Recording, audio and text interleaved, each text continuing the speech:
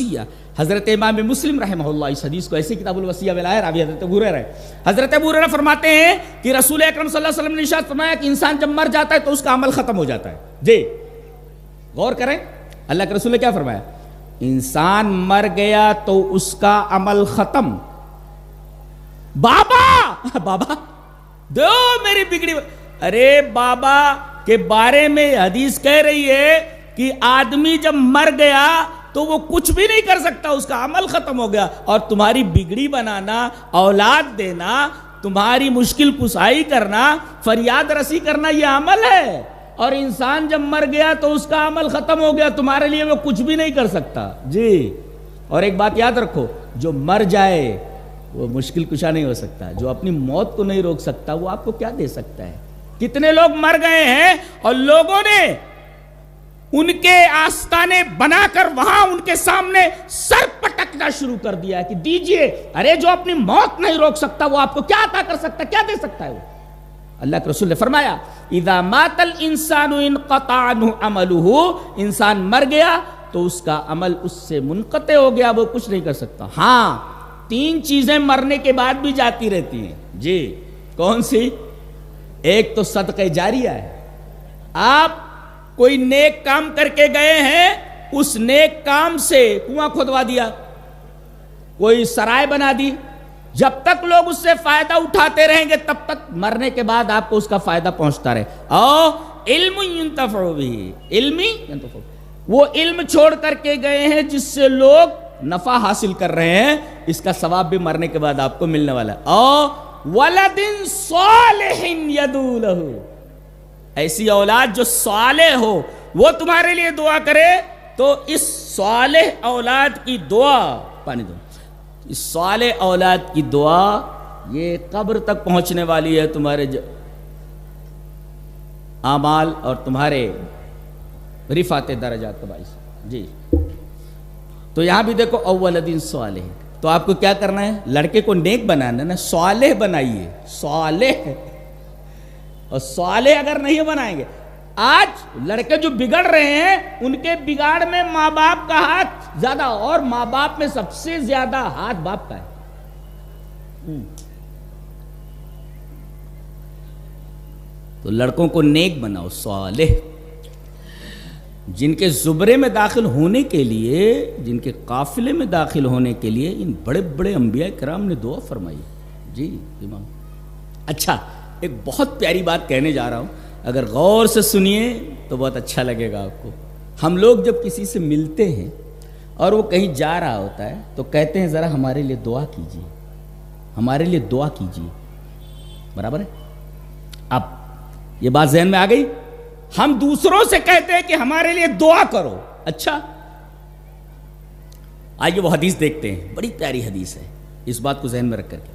حدیث اس طرح, وعن شقیق ابن سلمۃ قال قال عبد اللہ رضی اللہ تعالی عنہ كنا اذا صلینا خلف النبی صلی اللہ علیہ وسلم قلنا السلام علی جبریل و میکائیل السلام علی فلان و فلان فالتفت الینا رسول اللہ صلی اللہ علیہ وسلم فقال اذا صلی احدکم فلیقل التحیات للہ والصلوات والطیبات والسلام علیک ایہا النبی ورحمۃ اللہ وبرکاتہ السلام علینا وعلی عباد اللہ الصالحین فإذا قلتموها أصابت كل عبد لله صالح في السماء والأرض أشهد أن لا إله إلا الله وأشهد أن محمدا عبده ورسوله رواه البخاری في کتاب الصلاة. حضرت امام بخاری رحمہ اللہ اس پوری حدیث کو ایسے ہی بخاری شریف کتاب الصلاة کے اندر لائے.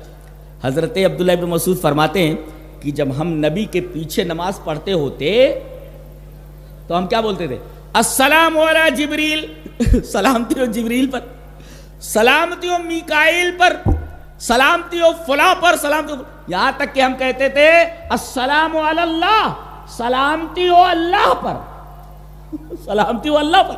نبی کریم صلی اللہ علیہ وسلم فرمایا ارے اللہ پر سلامتی, ان اللہ هو السلام, ان اللہ هو السلام. فالتفت الینا رسول اللہ صلی اللہ علیہ وسلم فقال ان اللہ هو السلام فاذا صلى احدكم فليقل, اللہ تبارک و تعالی سلام, اسے سلامتی کی کیا ضرورت ہے؟ لیکن جب تم میں سے کوئی نماز پڑھے تو یہ کہے التحیات للہ والصلوات والطیبات السلام علیک ایھا النبی السلام علینا وعلی عباد اللہ الصالحین، سلامتی ہو ہمارے اوپر اور اللہ کے تمام صالحین بندوں پر۔ رسول اللہ صلی اللہ علیہ وسلم نے آگے فرمایا اگر تم یہ دعا پڑھتے ہو فَإِذَا قُلْتُمُوهَا، اگر تم اس کو بولتے ہو تو اصابت کل عبد للہ صالحین فی السماء والارض، آسمانوں اور زمینوں میں جتنے بھی اللہ کے صالح بندے ہیں سب کو یہ دعا پہنچ جاتی ہے۔ تو آپ کو یہ کیا کہنے کی ضرورت ہے کہ میرے لیے دعا کرو؟ تم صالح بن جاؤ، تمام لوگ تو نماز میں تمہارے لیے دعا کر رہے ہیں نا، آپ کو دعا پہنچ رہی ہے۔ کیا فَإِذَا قُلْتُمُوهَا، جب یہ کہہ دو گے السلام علینا وعلی عباد اللہ الصالحین، سلامتی ہو ہمارے اوپر اور اللہ کے تمام صالحین بندوں پر، جب یہ دعا تم نے کر دی تو زمین اور آسمان میں جتنے بھی صالح بندے ہیں اللہ کے سب کو یہ دعا پہنچ گئی، سلامتی میں رہیں سب کے سب۔ تو صالح بنو نا، صالح بنو، آپ کو یہ کہنے کی ضرورت نہیں پڑے گی کہ میرے لیے دعا کرو۔ ہر نماز میں آپ کے لیے دعا ہو رہی ہے، کتنی بڑی بات ہے، یہ کتنا بڑا اعزاز ہے صالح کے لیے، صالح آدمی کے لیے یہ کتنا بڑا اعزاز ہے کہ اس کے لیے نمازوں میں دعا کی جا رہی ہے۔ اور اللہ کے رسول نے فرمایا کہ جب یہ آدمی کہتا ہے نماز میں فَإِذَا قُلْتُمُوهَا، تو اللہ کے تمام صالح بندوں کو یہ دعا پہنچ جاتی ہے، وہ بندے چاہے آسمانوں میں ہوں چاہے زمین۔ اصابت کل عبد للہ صالح فی السماء والارض۔ ایک واقعہ ہے قرآن میں، بہت غور سے سنیے۔ حضرت موسیٰ علیہ السلام نے ایک دفعہ تقریر کی، تقریر بہت اچھی تھی۔ پوچھا گیا انت عالم انت العالم اہل الارض، آپ دنیا کے سب سے بڑے عالم ہیں؟ حضرت موسیٰ نے کہہ دیا کہ ہاں میں سب سے بڑا عالم۔ حقیقت یہی تھی، لیکن اللہ تبارک و تعالیٰ کو ان کا یہ انداز پسند نہیں آیا۔ کہا کہ میرا ایک بندہ رہتا ہے دو دریاؤں کے سنگم پر، وہاں جا کر ملاقات کرو، اس سے پتہ چلے گا کہ علم کس کو کہتے ہیں۔ اب حضرت موسیٰ علیہ السلام ایک صاحب کو یوشع ابن نون کو لے کر کے جاتے ہیں اور مجمع البحرین میں ان سے ملاقات کرتے ہیں۔ اچھا کہاں آئے ہیں آپ؟ کون؟ موسیٰ۔ اچھا موسیٰ بنی اسرائیل کے موسیٰ؟ بولے ہاں۔ کہا کہ کس لیے آئے ہیں؟ بولے آپ کے ساتھ رہ کر علم حاصل کرنا چاہتا ہوں۔ ٹھیک ہے، لیکن انہوں نے کہا شرط یہ ہے کہ میرے ساتھ رہ کر صبر کرنا پڑے گا، اور تم صبر نہیں کر سکتے۔ لو ہو کہا کہ نہیں میں صبر کروں گا۔ جب بہت زیادہ اصرار کیا کہا ٹھیک ہے چلو۔ کہتے ہیں کہ ایک دریا کے اس پار جانا ہوا، کشتی کھڑی تھی، دونوں کشتی میں بیٹھ گئے۔ کشتی جب بیچ بھنور میں پہنچی تو حضرت خضر جو ہے تختے اکھاڑنے لگے۔ لیکن کیا کر رہے ہیں آپ؟ کالا خرقتھا لتغرق اہلھا، آپ تختے اکھاڑ رہے ہیں، ارے جتنے بیٹھے ہوئے سب ڈوب کر مر جائیں گے۔ حضرت خضر نے کہا میں نے کہا نہیں تو صبر نہیں کر پاؤ گے۔ کیوں بولے؟ میں نے بولنے سے منع کیا تھا۔ کہا کہ ٹھیک ہے غلطی ہو گئی، اب نہیں بولوں گا۔ آگے گئے، کشتی سے اترے، ایک گاؤں کے پاس سے گزرے، ایک لڑکا تھا، لڑکے کو پکڑا، اس کی گردن مروڑ دی، مروڑ کر کے پھینک دے نیچے، مر گیا ہو۔ حضرت موسیٰ نے دیکھا، کہا اقتلت نفسا زکیۃ بغیر نفس لقد جئت شیئا نکرا، ارے آپ نے کیا کر دیا؟ قال الم اقل لك انك لن تستطيع معي صبرا، حضرت خضر نے کہا میں نے کہا نہیں تھا کہ تم میرے ساتھ رہ کر صبر نہیں کر سکتے۔ دو مرتبہ ہو گیا، تیسری مرتبہ بول رہے ہیں اچھا اب کے اگر میں نے کچھ بولا تو پھر مجھے نکال دیجئے گا۔ کہا کہ ٹھیک ہے۔ اب بیچارے آگے گئے، شام ہو گئی تھی، بستی والوں سے کہا کچھ کھانا وانا دے دو۔ استطعما، دونوں نے کھانا مانگا، اس کا مطلب دونوں انسان ہیں۔ وہ کہتے ہیں جن تھے یا فرشتہ، فرشتہ تو کھانا کھاتا نہیں اور جن کو اس کھانے کی ضرورت نہیں، تو دونوں نے کھانا مانگا، اس کا مطلب دونوں انسان ہیں، لیکن الگ الگ علم دیا گیا ہے دونوں کو۔ تو کہا کہ کھانا دے دو، اس کا مطلب یہ ہوا کہ آدمی مسافر کسی بستی میں جائے تو مسافر کا حق بنتا ہے کہ بستی والے اسے کھانا دیں، اور اگر نہ دیں تو مانگ لے، لاؤ۔ کھانا نہیں دیا انہوں نے، اتنے بخیل اتنے بدماش تھے۔ یہ بیچارے کہیں پڑے رہے رات میں، صبح جب اٹھے، جب چلنے لگے تو گاؤں میں سے گزرے تو دیکھا کہ ایک گھر ہے اس کی دیوار وہ گرا چاہتی ہے. جدارن یرید ان ینقض، دیوار ہے یعنی وال ریڈی ٹو کولیپس، بالکل وہ دیوار گرنے والی ہے. حضرت خضر آگے بڑھے اور انہوں نے طاقت لگا کر کے اس دیوار کو سیدھی کر دیا. اب حضرت موسیٰ علیہ السلام تو غصے میں تھے ہی، کھانا نہیں ملا تھا، اور آدمی بھوکا ہو اور کھانا نہ ملے، اور وہ بھی حضرت موسیٰ علیہ السلام جیسا جوشیلا پیغمبر تو غصے میں آ جائے گا. کہا کہ دیوار کیوں سیدھی کی؟ قال لو شئت لاتخذت علیہ اجرا، پیسہ لے لینا تھا. ایک تو انہوں نے کھانا نہیں کھلایا، ہم لوگوں کو بھوکا رکھا، دوسرے آپ نے ان کا کام کر دیا تو کام کیا تو پیسہ لے لینا تھا. لو شئت لاتخذت علیہ.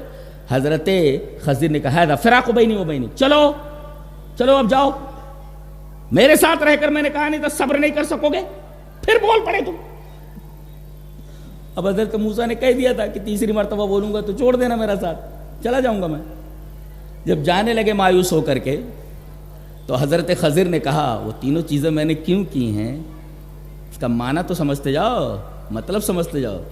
کشتی کو میں کیوں اس کے تختے اکھاڑ رہا تھا، مطلب سمجھتے جاؤ.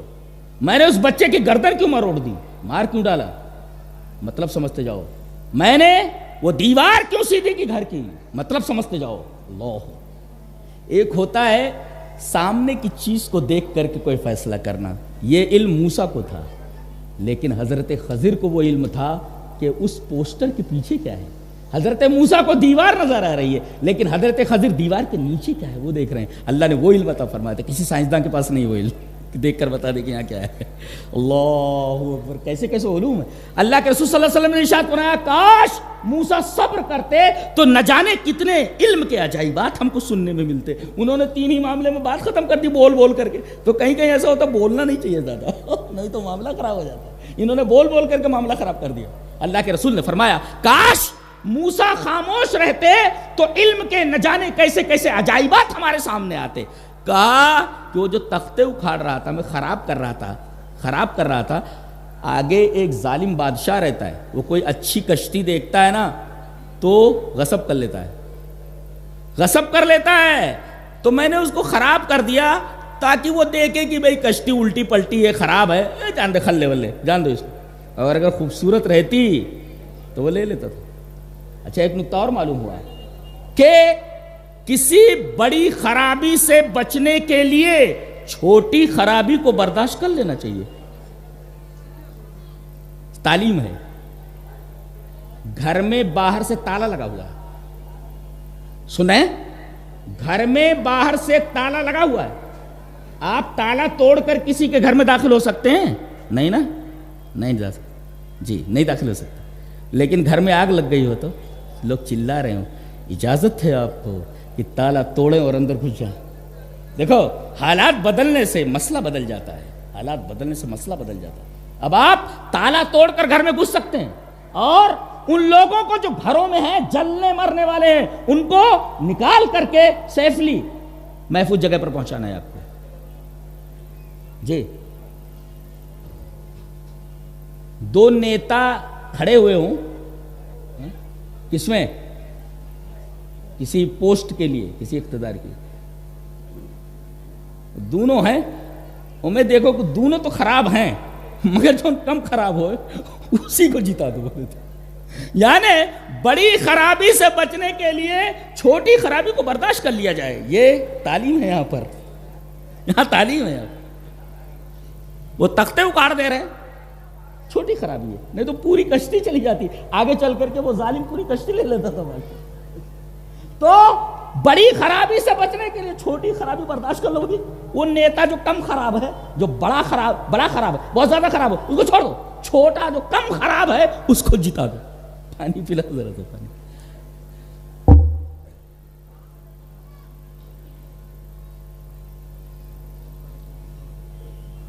اور وہ لڑکا جس کی گردن میں نے مروڑ دی، مار ڈالا، جانتے ہو کیوں؟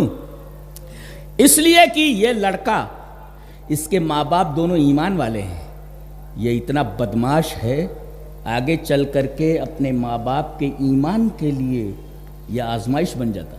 نکتہ یہ ملا کہ بیٹا مر جائے چلے گا مگر ایمان نہ جائے. ایمان اتنی قدر و قیمت والی چیز ہے جی. بیٹا چلا جائے کوئی پرواہ نہیں، ایمان ہاتھ سے نہ جائے. فَكَانَ أَبَوَاهُ مُؤْمِنَيْنِ فَخَشِينَا أَن يُرْهِقَهُمَا طُغْيَانًا وَكُفْرًا. جی نقطہ یہ ملا کہ ایمان اتنی قدر و قیمت والی چیز ہے کہ بیٹا اگر داؤں پر لگ جائے تو لگا دو، مگر ایمان ہاتھ سے نہ جانا پڑے. اور انسان کے نزدیک بیٹے کی بڑی قدر و قیمت ہوتی ہے، وہ بڑھاپے کا سہارا ہوتا ہے. بڑھاپے کے سہارے کو ہاتھ سے جانے